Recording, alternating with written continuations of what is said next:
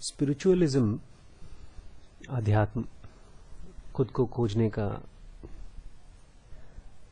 Effort सबसे important चीज़ मानी जाती है, सबसे इम्पॉर्टेंट चीज़। और दुनिया में इतने कम लोग उसकी तरफ जाते हैं, क्यों? अभी हम लोग भी 2-3-4 लोग जो भी हैं, हम लोग उसको करते हैं, बट जब गॉड कोई ज़रूरी चीज़ आ जाती है हमारे सामने तो वो चीज़ पीछे हो जाती है। और ये केवल बच्चों की नहीं, बड़ों की भी हालत ऐसी है। और खाली बड़ों की नहीं, बूढ़ों की भी हालत ऐसी है। जो लोग बहुत बूढ़े हो चुके हैं, जो ख़त्म होने वाले हैं, जिनका एग्जिस्टेंस ख़त्म हो जाएगा, वो भी बहुत इंटरेस्टेड नहीं होते स्पिरिचुअल सर्च में। इंटेंसिटी आती नहीं दिखती, क्यों? यही हम लोग कल से क्लियर करने की कोशिश कर रहे हैं। डर लगता है जो लोग भी स्पिरिचुअल सर्च कर रहे हैं, मतलब जो फुल टाइम इस जॉब में लगे हैं, जैसे चर्च के फादर लोग, मंदिरों के पंडित, उनकी लाइफ क्या है? कुछ नहीं है। आप देखते हैं कहीं कहीं कोई सक्सेस का नामो निशान ही नहीं है। सब कुछ छोड़ छाड़, कहते हैं कुछ वर्ड बड़े कॉमनली यूज होते हैं स्पिरिचुअल वर्ल्ड में, सरेंडर, सब कुछ छोड़ दो, नौकरी चाकरी छोड़ दो, घर बार छोड़ दो, त्याग। और जो लोग इस तरह के धंधे में पड़ते हैं उनका नाम ही पड़ जाता है कबीर दास। दास बने हो तो दास समझते हैं ना किसी को? कौन होता है दास? गुलाम टाइप का। और मीराबाई गाना गाती थी, मने चाकर रखो, नौकर रख लो। ऐसा लगता है यार इस धंधे में घुसे तो कभी अमीरी आएगी नहीं, हमेशा गरीब ही रहे। तो इससे तो अच्छा है घर परिवार में रहकर कमाओ धमाओ, अपने सुख तो जी लो। तो ये उधर प्रॉफिटेबल लगता नहीं है वेंचर ये। और एक बड़ी प्रॉब्लम है स्पिरिचुअल सर्च में। हम सब अंदर से ना, हमारा जो भी हमारा माइंड है वो एक तरह का कंपस है। कंपस जानते हैं ना? वो कुछ खोज रहा है, किसी डायरेक्शन, किसी चीज को खोज रहा है। और जब उसको कुछ मिल जाता है तो उसी को अपना सेल्फ मान लेता है। जैसे 3-4 दिन के लिए आपके लिए शादियां ही सेल्फ थी। मतलब मैं एग्जांपल दे रहा हूँ मेरे लिए। मैं योग कर रहा हूँ, ध्यान कर रहा हूँ, 2 दिन के लिए छुट्टी ले ली। कहते हैं पतंजलि योग सूत्र में लिखा है कि ये जो योगा के प्रैक्टिसेस हैं उसमें कोई हॉलीडेज नहीं होने चाहिए, लेकिन हम लोग ले लेते हैं हॉलीडेज। हॉलीडेज किस लिए लेते हैं? कभी बीमार पड़ गए तो वो हमारा सेल्फ हो जाता है। हमारा बच्चा बीमार हो गया या घर में कोई बहुत बड़ी ट्रेजेडी हो गई तो हम छुट्टी ले लेते हैं अपने स्पिरिचुअल सर्च से। तो क्यों छुट्टी ले लेते हैं? क्योंकि उस समय जो हमारा कंपस है, जो हम अंदर से खोज रहे हैं, हम बेसिकली स्पिरिचुअल सर्च में नहीं है, हम बेसिकली सर्च में हैं। स्पिरिचुअल सर्च तो कुछ लोगों को देखा, उन लोगों को देख करके लगता है कि हाँ शायद वो बहुत महानतम खोज कर रहे हैं, बुद्ध हैं, नानक टाइप के लोग हैं, कृष्णमूर्ति लोग हैं। हमको भी लगता है हाँ यही अल्टीमेट सर्च है और आज नहीं तो कल कभी न कभी करेंगे। बट सर्च तो हम सबके अंदर है। उसी सर्च के तहत हम लोग बोर्डम महसूस करते हैं कि लाइफ चल रही है तो बीच में लगता है कुछ होना चाहिए, कहाँ है वो कुछ? तो हम उस कुछ को एंजॉय करके रिक्रिएशन वगैरह से भरने की कोशिश करते हैं। लेकिन वो सर्च है किस चीज का? वो सर्च है हमारा अपना, हम कौन है, क्या है।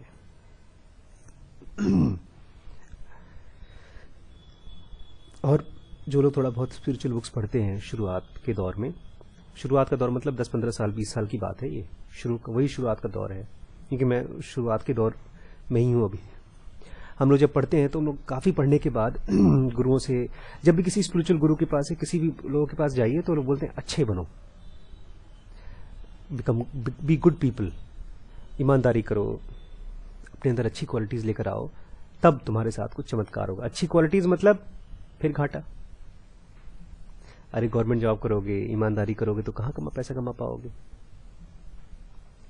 तो हम लोग को कहीं ना कहीं स्पिरिचुअलिज्म को जोड़ दिया है हमने घाटे के साथ। और एक और गहरा घाटा है हम लोग मैं अपने बारे में बता रहा हूं, जो भी बुक्स पढ़ते हैं, देखिए बुक्स जब आप पढ़ते हैं ना तो एक तो होता है उसके शब्द क्या बोल रहे हैं, और एक होता है कि उसके शब्द आपको क्या बोल रहे हैं। मतलब जब आप उसको पढ़ते हैं तो उससे आपको क्या समझ में आता है, क्योंकि जरूरी नहीं कि आप भगवत गीता पढ़े और मैं भगवत गीता पढ़ूं, दोनों को एक ही चीज समझ में आए। तो जितनी भी मैंने बुक्स पढ़ी उस समय मेरी भी अकल बहुत कम थी, वो मुझे ये लगता था जैसे एनलाइटनमेंट का मतलब है अल्टीमेटली एक तरह की डेथ, मौत, क्योंकि सेल्फ को खत्म करना है, जो भी हम हैं उसको खत्म करना है। खत्म करना मतलब एक तरह का डेथ ही है। और बहुत जगहों पर मैंने बहुत से स्पिरिचुअल गुरुज को बोलते हुए भी सुना ये शब्द कि बेस्ट जो मौत होती है वो तो एनलाइटनमेंट ही होती है। लेकिन ऐसा है नहीं, ये बहुत बड़ा कंफ्यूजन है। और इसी कंफ्यूजन के तहत मैं और मेरे दोस्त और बहुत से ऐसे लोग हैं जो स्पिरिचुअल चीजों को बहुत आगे बढ़ते हैं, जबकि ये सबसे ज्यादा प्रॉफिटेबल वेंचर है अपने आप में। आज आप देखेंगे, अगर ये क्लास कायदे से मैं समझा पाया तो जो चीज मेरे साथ हुई है, न्यूट्रल में से फर्स्ट गियर में गाड़ी आती है तो आपको पता है कैसा महसूस होता है? कभी देखा न्यूट्रल से फर्स्ट गियर में गाड़ी, कभी महसूस किया आपने डिफरेंस? न्यूट्रल होती है तो गाड़ी अपने आप चल रही होती है। साइकिल जैसे चलाते चलाते आप छोड़ दीजिए, फिर जब पैडल मारते हैं तो साइकिल में एक फोर्स आता है। ऐसी फोर्स कायम होगा अगर ये चीज क्लियरली समझ में आ जाए। मुझे मेरे साथ हुआ है तो मैं उम्मीद करता हूं कि आपके साथ भी हो। Those who assume that the essence of individual consists in the mental function, जो लोग ये मानते हैं, ये अपने आप को समझा लेते हैं कि हमारा जो एसेंस है, हम लोग का तत्व हमारे मेंटल फंक्शंस में है, हमारे दिमाग में है, draw the further conclusion that the individual perishes when the organ of thought breaks up. तो ऑब्वियसली जब हमारा अस्तित्व हमारे मेंटल फंक्शन में है तो उसके आगे का कंक्लूजन यही होगा कि जब हम मरेंगे तो हमारा अस्तित्व भी खत्म हो जाएगा, हमारा पुद्गला खत्म हो जाएगा। पुद्गला वर्ड हमने अभी रिसेंटली पढ़ा एक, वो भी खत्म हो जाएगा। दिस एक्सप्लेन्स, इसकी वजह से हमको समझ में आएगा, explains the opposition between religion and science. Church एक तरफ हो गया और एक तरफ साइंटिस्ट हो गए, इन दोनों की लड़ाई चलती रहती है। चर्च मतलब दुनिया के जितने भी रिलीजन्स हैं वो अब कुछ और मानते हैं और साइंस कुछ और मानती है, और ये गैप कभी बढ़ता नहीं। ये एक ऑपोजिशन है। क्या है? Religion is unable to contest the scientific claim that even the highest mental functions are of a material kind and so suffers annihilation on death. Religion ये मानता है, नहीं साइंस ये मानता है। रिलीजन कभी हरा नहीं पाता, इस कॉन्टेस्ट में हमेशा पीछे रहता है साइंस से, कि हमारी जो भी best to best mental function है, दिमागी फंक्शन है, हमारे विचार, हमारी भावनाएं, ये सब अल्टीमेटली क्या है? मटेरियल ही है। मटेरियल मतलब हमारे थॉट्स हैं क्या? मटेरियल तो है। आज हम बहुत अच्छे से बैठ के बात कर रहे हैं, लेकिन एक सुई हमको लग जाए या कहीं पर तकलीफ हो जाए तो हमारे थॉट्स भी डिस्टर्ब हो जाते हैं। आज मैं एक वीडियो देख रहा था, बड़ा इंटरेस्टिंग वीडियो था। एक गुरु जी थे बेचारे स्पिरिचुअलिज्म की, ध्यान की बातें बता रहे थे। फिर किसी ने उनको अपने घर पे बुलाया, लेडीज ने, 2-3 लेडीज ने मिलकर के उनके खिलाफ साजिश की। उनको अपने घर बुलाया, उनको खाना वाना खिलाया, उनको कहा कि हमारे घर में शुद्धि कर दीजिए, ज्ञान वैन की घर की शुद्धि कर दीजिए।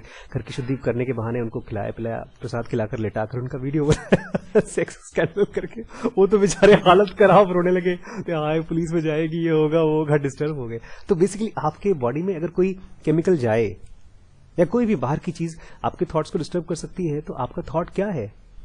मटेरियल तो हुआ। आप भले ना माने कि मटेरियल नहीं है, लेकिन जो चीज मटेरियल चीज से डिस्टर्ब हो सकती है वो मटेरियल ही है। तो रिलीजन बेचारा कोशिश तो करता है बताने की कि हमारा मेंटल फंक्शन मटेरियल नहीं है, लेकिन वो हार जाता है हमेशा। एंड इसलिए उसको मानना पड़ता है कि हम जब मरने के बाद वो खत्म हो जाता है। और वहीं पर Science, on the other hand, the science cannot weaken the fundamental dogma of every religion of the indestructibility of human essence, dogma that has its roots in super-rational conviction that we feel and experience that we are eternal. और वहीं पर बेचारा जो science है वो हम सब लोगों की महसूसियत को, इस फीलिंग को खत्म नहीं कर पाता कि हम लोगों को लगता है कि हम एटर्नल हैं, हम कभी नहीं मरेंगे। अभी यहाँ बैठे हैं तो फिलहाल तो ये लगता है ना कि हम मरने वाले नहीं हैं। और कितनी किताबें लिखी गई हैं, हम लोग बात करते हैं सैकड़ों सालों पुरानों की, बीसी और एडी और पता नहीं क्या क्या। कम से कम मेमोरीज में तो हमारे वो सब चीजें हैं ही। तो हमको महसूस भी होता है कि कुछ करें तो शायद हम अपने उस एसेंस को पा सकते हैं जिसको गीता और कुरान और बाइबल कहती हैं। तो ये दोनों का कश्मकश चलती रहती है। एक तरफ कहते हैं कि सब कुछ मटेरियल है, खत्म होने वाला है, साइंस बोलता है, और स्पिरिचुअलिज्म कहता है कि नहीं मटेरियल नहीं है, हमारा इटर्नल है। लेकिन ये गैप को कैसे भरें? पीछे शहर बोल रहे हैं both sides are in error. ये दोनों साइड्स अपने एक एरर में है। ये एरर मुझे नहीं लगता कि इसके पहले की किताबों में मुझे क्लियर हो पाया है। लोगों ने बहुत जेन्युइनली कोशिश की है। हर स्पिरिचुअल टीचर यही कोशिश करता है कि इस एरर को खत्म कर सके। जैसे ये एरर खत्म होगा, आपके अंदर में वो गियर आ जाएगा आपकी साधना के प्रति, आपकी प्रैक्टिस के प्रति, क्योंकि इस एरर के तहत आपके मन में कहीं ना कहीं इल्यूजन है, जो चीज मैं खोज रहा हूं पता नहीं वो है भी या नहीं है। वो कह रहे हैं दोनों लोग एरर में हैं। Both sides claim that the essence of man must be sought in the mental qualities. दोनों तरफ लोग यही क्लेम करते हैं, रिलीजियस लोग भी और साइंटिफिक लोग भी, कि हमारा जो अपना एसेंस है हमको अपने मेंटल क्वालिटीज में खोजना चाहिए। मन में जो चल रहा है, अपने विचारों को शुद्ध कर लो, तब तुम्हें ज्ञान की उपलब्धि होगी। जब विचार शुद्ध कर लोगे, तब विचार का शुद्ध करना क्या एक तरह की मेंटल क्वालिटी है। Because this is false, because this basis is false, there is no hope at this time of filling in the gulf dividing science and religion. और ये बात जो कहते हैं दोनों लोग कि अपने दिमाग को ठीक कर लो, मन को ठीक कर लो, तो ये गैप पूरा हो जाएगा, ये गलत है। और इसीलिए इस गैप को कोई भर नहीं पा रहा है। ये बड़ी सी गल्फ है रिलीजन और इनके बीच में। एक बड़ी अजीबो गरीब मैंने एक एपिसोड देखा था, मैं आपसे पूछना चाहूंगा, and it is very serious. मैं ऐसी जगह पर पहुंच गया था उसको देख करके, एंड आई कुड नॉट, अगर मुझे जज बना दिया जाता तो मैं उसका फैसला नहीं कर पाता। आमतौर पे हम आराम से बता सकते हैं कि कौन गलत है कौन सही, लेकिन इट वाज एक औरत बेचारी, I would like to share यहां पर 2 मिनट रोक करके। एक औरत बेचारी होगी 40-50 साल की होगी, 50-55 साल की घरेलू औरत, अच्छे से बड़े से घर में रहती है। उसने अपनी बेटी को बुला के शाम को वो लोग आना शुरू हो जाएंगे, अपना किचन ठीक कर लो, अब सॉरी बेडरूम वगैरह ठीक कर लो, चादर ठीक कर लो, शाम को मेहमान आना शुरू हो जाएंगे। और बाहर से वो बच्चा था छोटा सा खेल रहा है, उसको बुला लो, होमवर्क करना है उसको। बच्चे को बुलाया, उसकी बहनें चलो चलो अंदर, बच्चा बोलता भी आता हूँ थोड़ी देर में। तब इसी बीच में 2 लोग बाइक पर आए और उसने उनका नाम था रुबीना बेगम, उनको बुलाया। बोलते रुबीना बेगम, उन्होंने कहा हाँ। उन्होंने दरवाजा बंद किया और गोली मार के उनको मार डाला। पुलिस आई, इन्वेस्टिगेशन, आपने सुना है पहले कहानी? नहीं। पुलिस आई, इन्वेस्टिगेशन किया, खोजबीन की, नहीं पता चला। लेकिन तुरंत पुलिस को ये मालूम पड़ गया आधे घंटे के अंदर में, this place is actually a place of prostitution, यहां से धंधा होता है। अब तो कॉम्पिटिटर कौन है, किसको यहां इसके नुकसान होने से किसको फायदा होगा? तो शाम को कौन आने वाले थे? ग्राहक आने वाले थे, लेडीज के साथ सोने वाले। तो सबको पूछा पाछा, जो यहाँ पर काम करते थे उनको पूछा, तो उनके कंपटीटर जो हैं उनके पास जाके पूछते, तो कंपटीटर बड़ी आराम से कूल थी, बोलती हाँ मुझे पता था पुलिस वाले मेरे पास आएंगे, जब उसका मर्डर हुआ तो मुझे मालूम था मेरे पास ही आएंगे, बिकॉज मैं ही उसकी कंपटीटर हूँ। लेकिन मैं बोल देती हूँ कि मेरा ऐसे कुछ लेना देना नहीं है। पुलिस भी बड़ी परेशान, तो खूब इन्वेस्टिगेशन किया करते करते अल्टीमेटली ये चीज समझ में आया कि जिन्होंने मारा है, जिस आदमी ने मारा था, उसकी वाइफ, अब चूंकि वो मर गई, वो औरत, वो she was the biggest racket runner, house wife, अच्छी हाउस वाइफ, ये प्रोस्टिट्यूशन में सबसे बड़ा रैकेट चलाती थी। अब जो मर गई तो ये लोग सोच रहे हैं कि यार ये लड़कियां बेसिकली इसके रॉ मटेरियल हैं, लड़कियां वहां जाएंगी यहां जाएंगी, और सब के सब ऐसे बात कर रहे हैं जैसे कोई प्रॉपर बिजनेस हो, धंधा करना है, बिजनेस करना है, पैसे कमाने हैं। तो जिसने मारा था उसकी अपनी खुद की वाइफ और उसकी अपनी दूसरी पिछली वाइफ, मुस्लिम थे, उनकी 2-3 शादियां हो जाती हैं, तो दोनों औरतों ने मिलकर के नया फ्रेश बिजनेस करने के लिए सोचा है। उनकी भी अपनी 2 लड़कियां हैं, और इस बिजनेस में सबके सब अपनी लड़कियों को भी डालते थे। पुलिस ने इन्वेस्टिगेशन वगैरह किया तो पूछा तुम लोगों को किसी ने मार पीट कर डाला हो इसमें? नहीं, सबने मना किया। एक लड़की को पुलिस ने देखा कि मार पीट पड़ी है, हाथ वाथ में निशान पड़े, तो उन्होंने पूछा सच बताओ कि तुमको मारा है किसी ने इस धंधे में आने के लिए? बोलती नहीं। बोलती मार के निशान? बोलती हमारे पापा ने मारा है। क्यों मारा है? मत जाओ इस धंधे में, उनके हिसाब से ये धंधा गलत है। तो बोलते फिर आप कर क्यों रहे हैं? बोलते मैडम हम लोग बहुत गरीब हैं, पुलिस वालों को बोलते हैं कि हम लोग बहुत गरीब हैं, बहुत ही ज्यादा गरीब हैं, या तो हम नौकर का काम करें, झाड़ू पोछा बर्तन, और 1000-1200 महीने का कमाएं, या तो हम इस काम को करें, शरीर को बेचें, और अब अच्छी खासी पैसे मिलते हैं और हम खुश रहते हैं। और तो मर्डर किया किसने? मर्डर उस बंदे ने किया जिसने अपनी बेटियों को समझाया कि नहीं जाना, लेकिन बेटियां फिर भी जाएंगी, तो वो गया और गोली मार दी, क्योंकि उसके हिसाब से ये दोजक में जाएंगे, मतलब नर्क में जाएंगे ऐसा काम करेंगे। तो नर्क क्या है, कौन सी चीज है गलत क्या था इसमें, सही क्या था, किसको सजा दूं? क्योंकि जिस औरत को उसने मारा ना, वो बोलती है मैं बहुत, एक चीज मैं मेरे धंधे में, मेरे कोठे में, कोठा नहीं कुछ बोलती है, मेरे घर में एक चीज का बहुत क्लियरली, हाँ ये काम तो गलत है ऑब्वियसली, सोसाइटी इसको एक्सेप्ट नहीं करती, लेकिन इसको गलत क्यों है?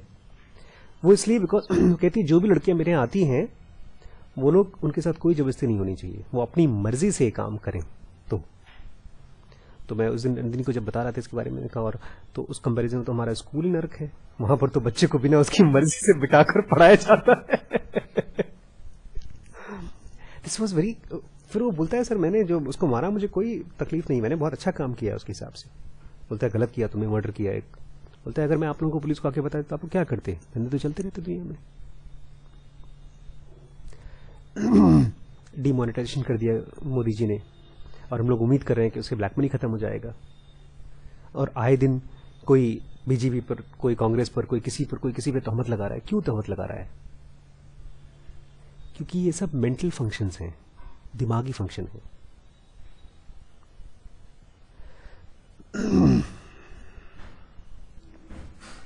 एक बहुत बड़ी डिफिकल्टी है रिलीजन और साइंस की। अभी जो कुछ भी हो रहा है डिमोनेटाइजेशन एक तरह का साइंस का अप्रोच है। इस जो सोशली गलत चीज है, ये सोशली गलत है, ब्लैक मार्केटिंग। लेकिन जो बंदा कर रहा है ब्लैक मार्केटिंग, जो गलत पैसे कमा रहा है या गलत तरीके से अपनी जिंदगी जी रहा है, वो क्यों गलत जी रहा है? क्योंकि उसको, उसके जहन को, उसके मन को और उसके शरीर को उसमें कुछ न कुछ सही लग रहा है। इसको थोड़ा ध्यान से सुनिएगा, नहीं तो फिर से मिस कर जाएंगे। हम सब कंपस हैं और हम सब कुछ न कुछ खोज रहे हैं, ठीक है? अब जो चीज हमको आसानी से दिख गई और मुझे अच्छा महसूस कराती है, तो मैं उसको अपना मान लेता हूं। उसमें गलत क्या है? देखिए, आप हैं यहाँ तो आप हैं, ठीक है? यहाँ आए और आपने कभी कुछ यहां से 1 रुपए का भी सामान नहीं उठाया। एक बच्चा है यहाँ पर 10-12 साल का, वो आया, उसने कुछ आपकी जेब में से 100 रुपए निकाल लिए चुपके से। तो गलत है कि सही है? वो सोशली गलत है बिकॉज हमने उसको चोरी का नाम दिया है, लेकिन उस बच्चे ने उसको देखा और उसके मन में कोई फीलिंग नहीं आई गिल्ट की, उसने उठा लिया। गिल्ट तो हम बाद में डालते हैं ना, गिल्ट तो हमारा एक मेंटल फंक्शन है ना। बट हम क्या चीज खोज रहे हैं?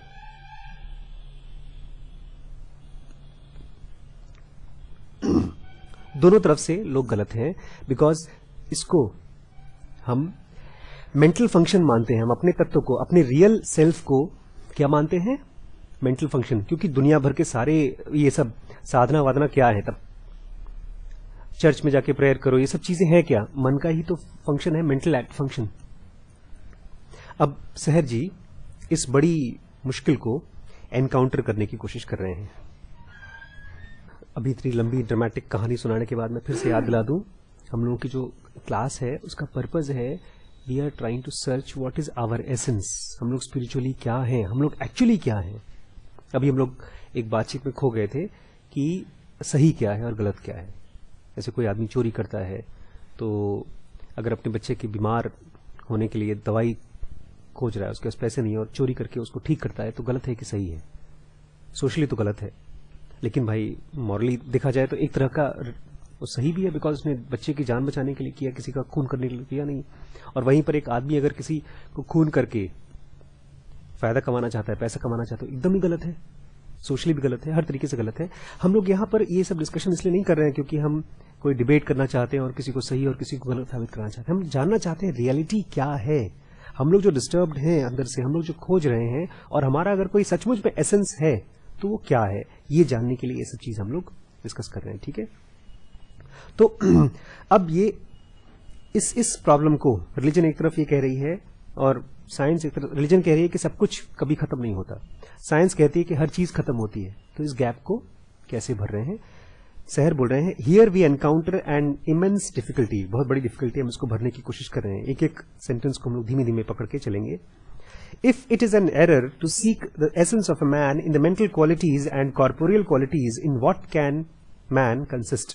अच्छा ठीक है, अगर मान लीजिए गलती है, क्या कि हम अपने एसेंस को अपने थॉट्स में खोज रहे हैं, या कॉर्पोरियल क्वालिटीज में खोज रहे हैं, मतलब हमारा बॉडी में उसमें खोज रहे हैं। अगर इसमें ये गलत है, मान लीजिए सब लोग अभी तो फिर हम किस चीज से बने हैं? What can man consist? आदमी के अंदर पे क्या क्या चीजें हैं? What remains if he is stripped of his physical, mental and conscious qualities and of his will? क्या बचेगा अगर एक इंसान को उसकी फिजिकल बॉडी से हटा दीजिए, नंगा कर दिया, हटा, उसमें से हट गया, मेंटल थॉट्स हटा दीजिए, और उसकी जो कॉन्शियस क्वालिटीज है, जो भी विचार, जो चेतना वेतना है, सब हटा दीजिए, और उसकी विल भी हट जाए, उसकी कोई इच्छा भी न रहे कुछ पाने की, तो क्या होगा? एपरेंटली नथिंग, कुछ नहीं बचेगा उसके पास, खत्म हो जाएगा।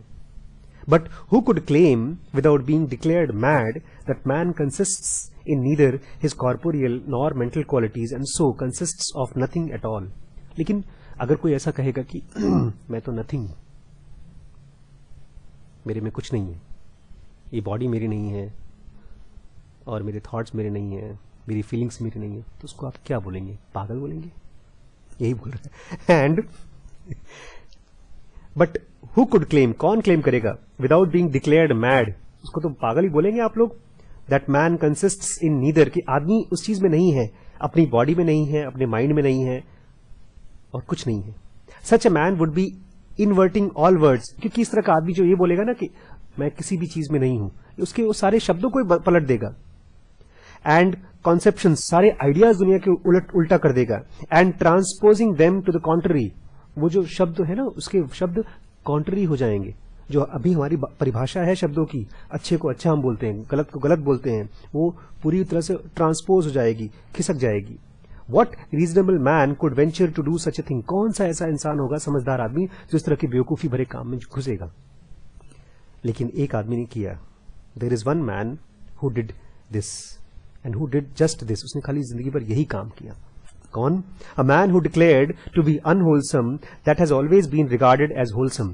जो चीज को आप और हम wholesome मानते हैं, हमारे लिए अच्छा मानते हैं, हितकारी मानते हैं, उसने कहा ये सब तुम्हारा नुकसान कर रहा है। हम कहते भाई रुपया पैसा कमाएंगे, बच्चों के लिए रखेंगे, भला होगा हमारा, तो कहता है ये सब इससे बुरा होगा तुम्हारा। उसने उल्टा कर दिया। उसने सब राजाओं को बोला सब कुछ छोड़ छाड़ कर साधु बनो, भिक्षु बनो, भीख मांगना शुरू करो। हम लोग बोलते हैं यार भीख मांगना गलत है, वो बोलता है भीख मांगना सही है।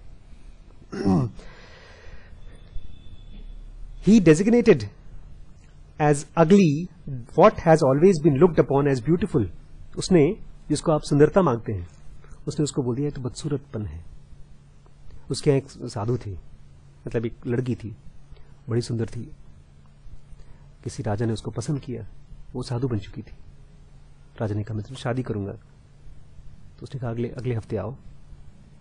एक हफ्ते में उसने अपने आप को खूब उंगली डाल डाल के मुंह में उल्टी कराई, बदसूरत हो गई, गंदी शक्ल एकदम गंदी दिखाई दे रही थी। फिर पतली दुबली जब राजा आया तो बोलता उस लड़की से मिलना है, बोलती मैं ही हूं। बोलते तुम? बोलते जो सुंदरता थी वो डब्बे में पड़ा हुआ है, ये एक हफ्ते का उल्टी है, इससे शादी कर लो, ये सुंदरता है मेरी एसेंस ये नहीं है, मैं ये नहीं हूं। जिसको आप सुंदर मानते हैं उसको बदसूरत मानता है। Who defined as woe that which from all time has been called happiness, जिस चीज को हमने जिंदगी भर खुशी मानी है, बाल बच्चे पैदा होना, घर परिवार, रुपया पैसा, इन सबको जिसको आपने हैप्पीनेस माना है, उसने उसको शोक माना है, दुख माना है। He even called non existing that which man has always accepted as existing, जिसको हमने हमेशा माना है कि चीजें हैं, उसको बोलता है ये तो है ही नहीं, नॉन एग्जिस्टेंट मान लिया। And he elevated to the highest reality, और इस खाली ऐसा नहीं कि उसने शब्दों को बदला, उसने खुद अपने आप को जो हाईएस्ट रियलिटी है वहां तक, ऊंचाइयों तक पहुंचाया। That which all man have always called nothing, जिसको सब ने कहा है कि वो तो नथिंग होता है, भगवान के लिए कहते हैं कि ईश्वर कुछ नहीं है, वहां तक अपने आप को पहुंचाया जिसको लोग नथिंग कहते हैं। And he declared that to be the highest reality in accordance with actuality, और उसने कहा ऐसा नहीं है कि वो नथिंग है, उसने कहा वो नथिंग है, मैं वहां तक पहुंचा हूं और वहां मैं हूं, एक्चुअली है वो state. This man of course, आप सब समझ गए होंगे ये आदमी कौन है, was Siddhartha the Gautama, known as the Buddha the enlightened one, जिसको आप एनलाइटन वन की तरह जानते हैं। Who called himself the Buddha, जिसने अपने आप को खुद ही बुद्धा बोला, because he awakened from the dream of life, क्योंकि वो इस जिंदगी के सपने से जग गया, to reality as it is, जो रियलिटी है उसमें जैसी है उसमें। अभी तो हम इनके हिसाब से हम नॉन रियलिटी में जी रहे हैं, सपने में जी रहे हैं, जो भी दिखता है उसको पकड़कर रख लेते हैं।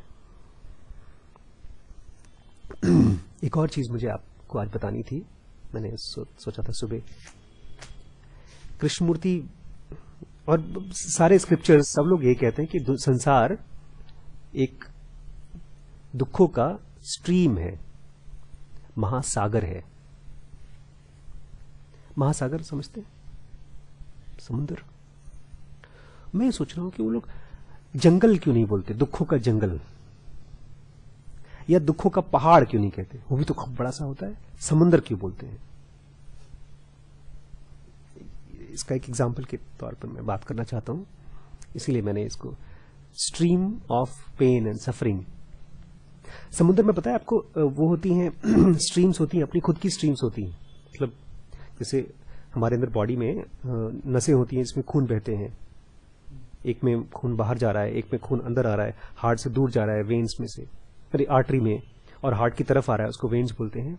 ऐसे ही समंदर में अपने करंट्स होते हैं, जैसे नदियां होती हैं ऐसे नदियां होती हैं। हम लोग वहां गए थे केरल में, तो एक बड़ा अच्छा बैक वाटर्स बोलते हैं उसको, उसका पानी मीठा था, मतलब नमकीन नहीं था, and it was a part of sea. करीब 100-150 किलोमीटर का था, उसमें लोग नाव में गए भी, आप उसको टेस्ट करेंगे पानी को तो खारा नहीं था, वो मीठा था, and it was part of sea का नमकीन होता है पानी। तो पानी के साथ रहते, समुद्र के साथ ये पानी मीठा कैसे था? इसका मतलब समुद्र में दीवार नहीं है, बट फिर भी एक ऐसी दीवार है जो आराम से तोड़ी जा सकती है, फिर भी अपने आप को तोड़ती नहीं है, उसके नियम कानून है अपने अंदर में। मैं एक एग्जांपल देना चाहता हूं, तो शायद आपको मैं हेल्प कर सकूं अपने आप के ऊपर, क्योंकि मैंने उसको कल बोल रहा था बच्चों को कि हम लोग आज तो बड़े खुश हैं। आज अम्मा बेचारी बता रही थी, अपने दुखों की कहानी बता रही थी कि कैसे बहुत करीबी में उन्होंने बताए हैं। मार खाती थी बेचारी, इनके जेठ बोलती हमको हमारे जेठ मारने आए थे, तो हमने भी उनको मारा, उनको थर यहाँ से खून बहने लगा, तो उन्होंने मेरी चोटी पकड़ के मारने वाले थे, मेरे को 7 महीने का बच्चा था, और शी वाज टेलिंग दिस, उनकी आंखों में आंसू आ रहा था, हम लोग सुन रहे थे। लेकिन ऐसा कोई रूल नहीं है कि अगले जन्म में मेरी हालत उनकी जैसी नहीं होगी, ऐसा कोई रूल नहीं है, तुक्का है, एकदम जुए की तरह है। हम एक और रियल स्टोरी मैं सुन रहा था, देख रहा था इनफैक्ट। एक घर में, बड़े अमीर घर में, ढेर सारा पैसा, मतलब शुरुआत ही में दिखाया उस एपिसोड में, ये सब रियल स्टोरी होती है। ड्रॉर में 50 का, 1000 का, 100 की, 500 की, 1000 की गड्डियां डाली जा रही ढेर सारी। एक गले में जहां पर उनके टिम्बर है, लकड़ी उकड़ी का बिजनेस है, बस इतना दिखाया। उसके बाद दिखाया एक बड़ा सा घर, हाउसवाइफ और जो हस्बैंड है वो दोनों, उनका एक बेटा 15 साल का बच्चा। सब बोलते हैं एसी खराब हो गया, एसी बदलना है, चलो ठीक है, उसको एसी वाले को बुला देना, ठीक ठाक। हस्बैंड चला गया जॉब पे, तब तक 2 घंटे बाद दो नौकर, कोई आदमी आया, उन्होंने कहा एसी बनाने के लिए हम लोग आए हैं। तो लड़के को माँ ने भेज दिया, जब बेटा दूध लेकर आ बाहर से। तब अंदर से जब वो बाहर से आ रहा था, तो ये दोनों लड़के उसकी माँ का खून करके बाहर भागने लगे, और भागते भागते इस लड़के को भी हाथ पे चोट मार दिया, खून मार के फिर भागे वहां से। पुलिस इन्वेस्टिगेट करती रही, कोई सुराग नहीं मिल रहा है पुलिस को, क्योंकि कोई चोरी वोरी नहीं हुई घर में। किसने मारा? अल्टीमेटली इनकी खबरी होते हैं पुलिस के, जो पहले उन्होंने कुछ गलत काम किए होते हैं, तो पुलिस के लिए शायद काम करते हैं, पैसे देकर इनसे काम कराते हैं। तो एक खबरी ने कहा कि हमको एक न्यूज मिली है सर, पता नहीं आपके कितने काम आएगी। पुलिस को बताया कि कुछ दिनों पहले, 2-4-5-6 महीने पहले, एक कार और 2 बाइक कैश में खरीदी गई है। ये बड़ी अजीब सी चीज थी। तो पुलिस ने उसको पकड़ा, आदमी को, उसको काफी डांटा वाटा, तो पूछा कहां से लिया तुमने? पहले तो झूठ बोलता है, बाद में बोलता है कि मुझे एक बच्चे ने, 15 साल के बच्चे ने मुझे वो पैसा दिया था, उसी के लिए कार खरीदने के लिए, कि कार खरीद के रखो और कभी कभी मेरे काम आना। कोई गेस कर सकता है बच्चा कौन था? उसी अमीर आदमी का बेटा। फिर उसको पुलिस ने पकड़ा, पूछा क्यों किया? बोलता है कुछ नहीं, मैं दोपहर को मम्मी खाना बना के देती थी, बोलती थी बाबा को दे दो, तो मैं जाता था गले में, बाबा को मैं बोलता था बाबा खाना खाओ, उस गले में से कभी 500 की गड्डी, कभी 1000 की गड्डी बैग में रख लेता था, और फिर मौज मस्ती करते थे। और मौज मस्ती करते करते उसको सेक्स की आदत पड़ गई, एडिक्शन हो गया सेक्स का। दारू का एडिक्शन हो गया, हर चीज का एडिक्शन हो गया। एक दिन माँ ने पकड़ लिया उसको, बैग में ढेर सारा पैसा, काफी मारा। 15-16 साल के बच्चे को तो माँ बाप मारते भी हैं। उसका पैसा ही रुक गया, अब पैसे नहीं मिलते थे उसको। Then he made a plan of killing his mother. और एग्जैक्टली यही सीन अभी लाइव मैंने हो पॉसिबल के रूप में देखता हूं मैं एक जगह पर। मैं ऐसे लोगों को जानता हूं जो अकेले माँ या बाप रहते हैं, बहुत अमीर लोग हैं, उनका लड़का ऐसे ही है और पढ़ता लिखता नहीं है, फेल होता रहता है और मार वार भी पड़ती है। तो मैं ये कह रहा हूं कि क्या ये पॉसिबल नहीं है उनके घर में ऐसा हो जाए? अच्छे घर के लोग हैं, जो भी चीज कहीं पर भी हो सकती है, हर कहीं पर हो सकती है।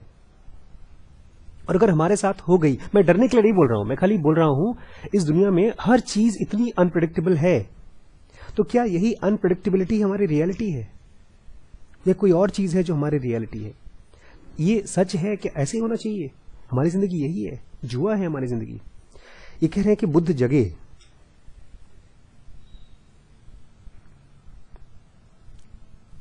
इन इफेक्ट असल में ही सेज, बुद्ध कहते हैं, you wish to know your real essence. तुम अपना तत्व जानना चाहते हो, अपनी असलियत को जानना चाहते हो। You think it is self evident. तुम्हें लगता है तुम्हें अपने आप मालूम पड़ जाएगा ये चीज। That this I, your I must consist of something which you cognise with in your self. तुम अपने अंदर जो कुछ देख रहे हो, जो कुछ भी थॉट्स वगैरह देख रहे हो, तुम्हें लगता है तुम्हारा अपना सेल्फ उसमें दिख जाएगा तुमको। Thus, you come to designate the qualities with which you see yourself endowed as the substratum of the I. और तब क्या होता है, तुम आंख बंद करके देखते हो और जो भी तुम्हें अंदर से दिखाई देता है, तुम्हारी अच्छाई, तुम्हारी बुराई, जो भी तुम्हें दिखाई देता है, उनको तुम डेजिग्नेट करते हो, तुम उसको ओहदा दे देते हो अपने होने का, अपने सबस्ट्रेटम का, अपनी बुनियाद का। बोलते हो यही मैं हूं। जो खून करता है उसके लिए बॉडी ही सब कुछ है, जो लालच करता है उसके लिए पैसा ही सब कुछ है। सबसे पहले तुम क्या करते हो? Foremost being your perception. तुम अपने महसूसियत को मानते हो कि यही सच है, जो मैंने सुना, जो मैंने देखा, उसको सच मानते हो। सेंसेशन एंड थिंकिंग, बाद में सेंसेशन को और अपने थॉट्स को सच मानते हो। क्योंकि जो भी आदमी खून करता है उसको तो उस समय बिल्कुल एहसास नहीं होगा ना, या चोरी करता है, कि इस चीज के बारे में किसी को पता भी चलेगा। नहीं समझे? जब मैं चोरी करता था, मैं घर में बहुत चोर था, पैसे उसे खूब चुराता था, कभी 10, कभी 5, कभी 50, करते करते मैंने तो हजार रुपए मार देता था। माँ बाप को मालूम ही पड़ जाता था। मार वार पड़ती थी लेकिन बहुत नहीं मारते थे पापा, बहुत भी मारते थे कभी कभी। जितनी बार भी मैं पैसे निकालता था, मुझे उस समय बिल्कुल भी ये थॉट नहीं होता था कि मैं पकड़ा जाऊंगा, क्योंकि अगर पकड़ा जाऊंगा ये थॉट आएगा तो पैसा उठेगा ही नहीं।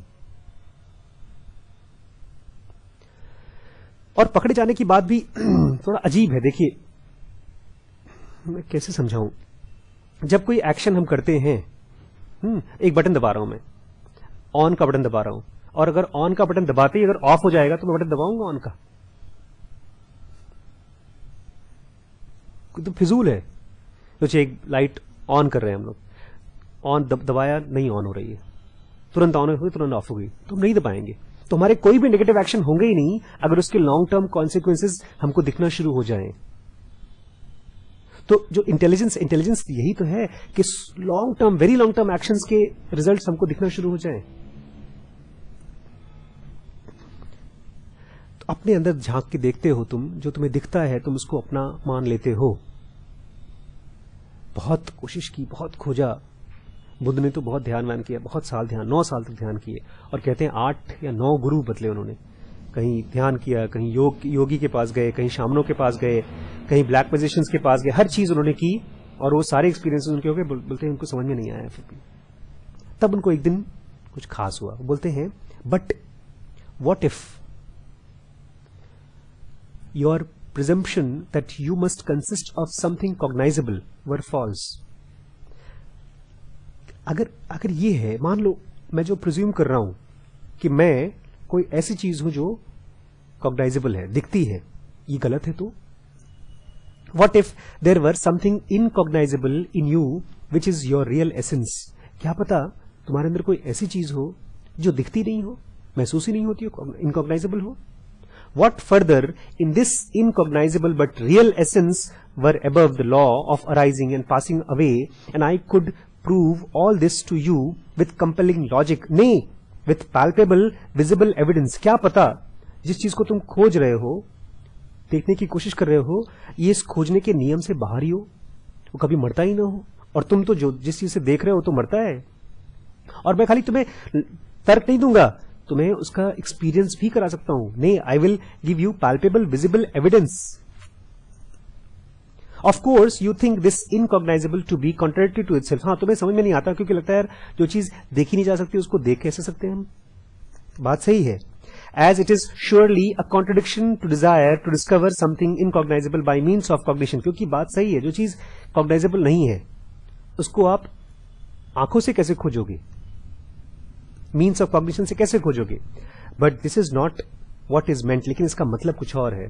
फॉर क्योंकि the reality of this incognizable thing stands fixed upon the very beginning as primary preeminent fact. ये बुद्ध कह रहे हैं। और ये क्यों कह रहे हैं? क्योंकि वो जानते हैं, उन्होंने एक्सपीरियंस कर लिया और अब हमको गियर लगा रहे हैं। बोल रहे जिस चीज को तुम खोज रहे हो ना, ये सब चीजें एक प्री एमिनेंट फैक्ट, एक ऐसी फैक्ट जो पहले से ही स्थापित है, वो है। For the reality of this incognizable, ये जो चीज है जो कि इनकॉग्नाइजेबल है, जिसको आप देख नहीं सकते, उसकी रियलिटी स्टैंड्स फिक्स्ड, वो है हमेशा से, फ्रॉम द वेरी बिगिनिंग, एकदम शुरू से, as primary preeminent fact, वो पहले से है। It is your own reality, ये तुम्हारी अपनी खुद की रियलिटी है। The reality you call your self, जिसको तुम अपना सेल्फ कहते हो, and is thus the most immediate fact of consciousness. इसलिए वो जो भी तुम आंख वांख से देख रहे हो, जो थॉट्स को देख रहे हो, जो महसूस कर रहे हो, उसके भी पहले की फैक्ट है ये। द क्वेश्चन इज दिस, सवाल ये है, can the cognitive faculty penetrate beneath the depth of the individuals real essence. अब क्वेश्चन ये है, क्या हमारी कॉग्निटिव फैकल्टी, हमारी आंख का टॉर्च, हमारे कान का, अगर कोई स्पीकर है, कान एक तरह, हाँ स्पीकर ही नहीं हो, माइक, माइक बोलते हैं ना, कान को तो माइक बोलेंगे आप, कान को क्या बोलेंगे, माइक की स्पीकर।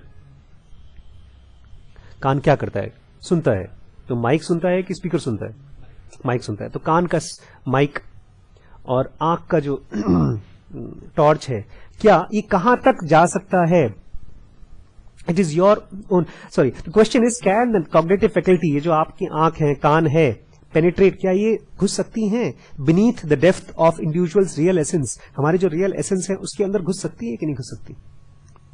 इन अदर वर्ड्स, दूसरे शब्दों में, how far does the light of cognition reach in the direction in which you are objectively absorbed. अंदर से जहां पर तुम अंदर घुसे पड़े हो, अंदर तुम्हारे, उसमें तुम्हारा आंख कान कहां तक जा सकता है, उसकी लिमिट कहां तक है? बुद्धा जानबूझ के deliberately evades making any positive statement as to the condition of the perfect one after death. मौत के बाद परफेक्ट वन जो होता है वो कैसा होता है, उसके बारे में कुछ भी पॉजिटिव नहीं बोलते जानबूझ के। That is after the personality has been cast off. जब आपकी पर्सनैलिटी, मैं आशीष शुक्ला हूं, मेरा एक तरीका है जिंदगी जीने का, मेरे थॉट्स का एक स्टाइल है चलने का, मेरे बोलने का एक स्टाइल है, मेरी कुछ खास चीजें जो मुझे पसंद हैं, ये मेरी पर्सनैलिटी है। जब ये कास्ट ऑफ हो जाती है, कास्ट मतलब समझते हैं, लाइट किसी चीज के ऊपर डालिए तो उसको बोलते हैं कास्टिंग, कास्टिंग द लाइट, ढालना, कास्ट मतलब ढालना। जब ये पर्सनैलिटी इसमें से हट जाती है, without exception has been cast off, तो उसके बाद क्या होता है? Without exception he speaks of it only in negative terms. वो जानबूझ के कुछ पॉजिटिव नहीं बोलते। आप हैं, आप कैसे हैं भाई? शक्ल का रंग ये है, आंख ऐसी है, या अगर आप मान लीजिए बॉडी नहीं है, कुछ थॉट्स हैं, तो मतलब कुछ बंच ऑफ थॉट्स हैं, वो आप हैं, या कुछ फीलिंग्स है, तो मैं आपको बता, वो पॉजिटिव स्टेटमेंट्स होंगे। लेकिन ये अगर मैं आपके बारे में ऐसे बोलूं कि वो हाँ हाँ हाँ शुक्ला जी का लड़का है, वो हाँ हाँ लखीमपुर से है, आपके बारे में कुछ नहीं बोला जा रहा है, कुछ और चीज के जरिए आपको बताया जा रहा है, इसको बोलते हैं नेगेटिव स्टेटमेंट। एक मिठाई है, वो जलेबी की बहन है, केक का जैसा है, लेकिन हमने उसके बारे में कुछ नहीं बोला। तो वही बोल रहे हैं कि जानबूझ के वो अपने सेल्फ के बारे में without exception he speaks of it only in negative terms, even teaching that in a true monk the thought of I am should never arise. जो मॉन्क है, सच्चा मॉन्क है, वो टीचिंग में भी ये बोलते हैं कि मेरेपन का, आई एम का थॉट नहीं आना चाहिए तुम्हें। This has been made the chief reason for imputing to Buddha the monstrosity of teaching annihilation of the individual upon dying। इसलिए उनके ऊपर बड़ा दोष लगा है, इम्प्यूट किया गया उनको, ये भयंकर इल्जाम लगाया गया बुद्धा के ऊपर कि वो एनिहिलेशन सिखाते हैं। वो ये सिखाते हैं कि तुम अपने में कोई अपनेपन का एहसास मत लेकर आओ। इसलिए तो इतने बड़े बड़े राजाओं को भिखारी बना दिया उन्होंने। और सोचो, बड़े अजीब लोग थे यार, सब कुछ छोड़ छाड़ कर भिखारी बन भी गए। मतलब अशोका तो आपने देखी, फिल्म भी देखी होगी, Ashoka he was one of the greatest Kings of all time. बहुत बड़ी लड़ाई जीती उसने, उसके बाद उन्होंने सब कुछ छोड़ छाड़ करके बुद्धिस्ट मॉन्क बन गए। क्यों बने वो लोग? This despite the fact that they repeatedly insisted what perishes in death are only the components of the non-self। ये इसलिए क्योंकि वो यही जानते थे, ये मानते थे, फैक्ट ये था कि जो मरता है वो खाली आपका वो हिस्सा मरता है जो आप नहीं है। The Buddha taught that at death, Buddha ने ये पढ़ाया कि मौत पर the true man goes forth, जो सच्चा आदमी है, जो हमारे अंदर में सच्चा आदमी है, वो चलता रहता है, जाता रहता है, entirely pure, एकदम पवित्र, and liberated from all stains of personality। उसमें कोई दाग धब्बा नहीं होता पर्सनैलिटी का, वो चलता रहता है। He is beyond the world and in realm forever inaccessible to knowledge। और वो ऐसी दुनिया में जाता है, ये सेंटेंस थोड़ा सुनिएगा, He is beyond the world, इस दुनिया से वो beyond है, और वो एक ऐसी रियल में जाता है, एक ऐसे क्षेत्र में जाता है जो कि फॉरएवर, हमेशा के लिए इनएक्सेसिबल है नॉलेज को। हमारा दिमाग चीजों को देखता है, समझता है, लेकिन वो जो ट्रू एसेंस है हमारा, जो मरने के बाद कहां जाता है, जो लिबरेटेड होता है, वो एक ऐसी दुनिया में जाता है जिसको नॉलेज कभी छू भी नहीं पाती, घुस नहीं पाती। एक और बड़ा अच्छा सेंटेंस है, for knowledge he is nothing. अगर आप जानना चाहते हैं उसके बारे में तो आपके लिए वो कुछ नहीं है। But stress must be laid on the fact, लेकिन इस सच्चाई पर मुझे जोर देना पड़ेगा, that he is nothing only for knowledge, कि वो अगर कुछ नथिंग है वो खाली आपके नॉलेज के लिए नथिंग है, अदरवाइज वो तो बहुत बड़ी चीज है। आप अपने टॉर्च से, अपने जानकारी के टॉर्च से उसको नहीं समझ सकते, अपनी आंख के टॉर्च से उसको नहीं समझ सकते, उसको देख भी नहीं सकते। But for knowledge he is nothing, but stress must be laid on the fact that he is nothing only for knowledge। खाली नॉलेज के लिए कुछ नहीं है। Where the veil of nothingness sinks down upon knowledge, where there every positive definition, even that of being, comes to an end। क्योंकि वहां जैसे ही knowledge उसको पहुंचता है ना, एक वेल समझते हैं, पर्दा। नॉलेज जब वहां झांकता है तो उसको खाली पर्दा दिखाई देता है, समझ नहीं पाता। वो इतनी गहरी और इतनी कंफ्यूजिंग चीज है नॉलेज के लिए कि नॉलेज कुछ नहीं देख पाता, अंधा हो जाता है उसके लिए। There is not even room left for the expression I am. और जब देखता है नॉलेज, उसको आपकी आंख देखती है तो उसको यह भी नहीं एहसास होता कि मैं हूं इन इट्स पॉजिटिव फॉर्म। कैसे बताएगा आदमी, किस चीज में बताएगा अपने आप को? इन डेथ, जब मौत होती है, the Holy One discards the sixth sense organs and with them all seeing, hearing, smelling, tasting, touching and thinking। जो Holy One है, जो liberated है, और मुझे पक्का है कि आप तीन और यहां बगल में अगर चौथा कोई बैठा है तो वो, हम अपना बॉडी खत्म करेंगे और हम एनलाइटन होंगे। बिकॉज ये जो हम लोग सुन रहे हैं और जिस इंटेंसिटी से सुन रहे हैं, दिस इज लाइक वो माचिस लगाना, पटाखे को माचिस लगाना जैसा है। तो फटेगा ये बब्बू, कुछ नहीं कर सकते। तो जो होली वन होता है वो अपनी आंख, नाक, कान इन सबको छोड़ देता है। Accordingly it is senseless to declare to him to be simply because all being consist only in seeing, hearing, smelling, tasting, touching, thinking. जब वो अपनी आंख, नाक, कान ये सब छोड़ देता है तो ये थोड़ी बताएगा मैं आंख नहीं हूं, कान नहीं हूं। एक छोटा सा एग्जाम्पल इसके लिए मैंने सोच रखा था आपके लिए। मान लीजिए आप, एक शराबी कौन होता है? जो शराब पीता है।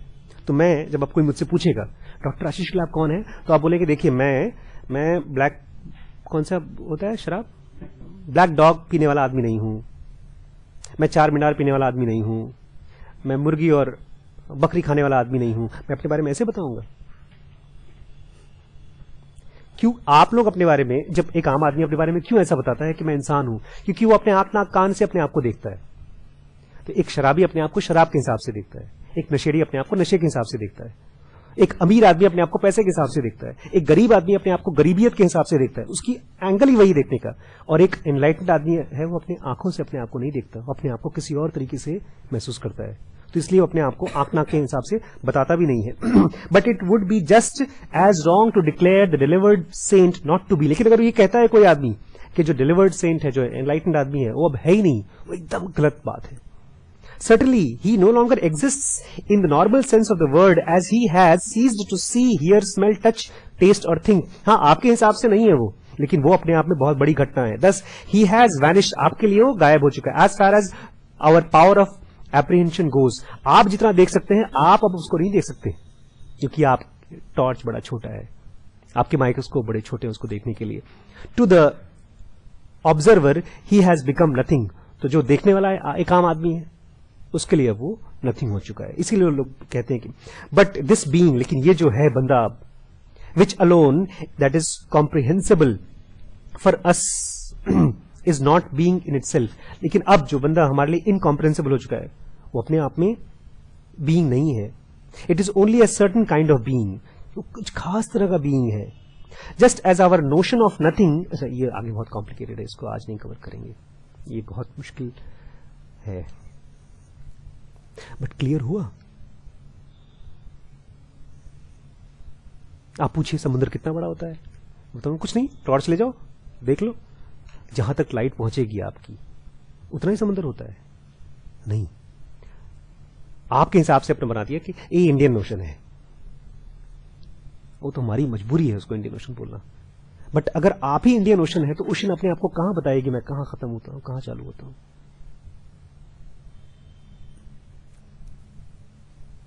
It is the biggest profitable, most profitable venture we can embark on. That is why इतने अमीर लोग, सक्सेसफुल लोग, they embark on this journey of becoming, गरीब रह लेंगे बट सच को खोजेंगे। वो असल में गरीब रह करके सच नहीं खोज रहे हैं, वो बहुत बड़ा खजाना खोज रहे हैं, हमको बेवकूफ बना रहे हैं। नहीं, उनके पास टाइम नहीं है पैसे रुपए खोजने के लिए, सक्सेस खोजने के लिए। जैसे मैं, श्रीश जब उठता है सुबह सपने में से, तो हम लोग मिलकर के श्रीश के सपने को नहीं खोजते रहते हैं कि सपने में उसने क्या देखा। उनके लिए दुनिया सपने के बराबर है, वो जग चुके हैं इस सपने में से। अब आप भी जगने वाले हैं जल्दी।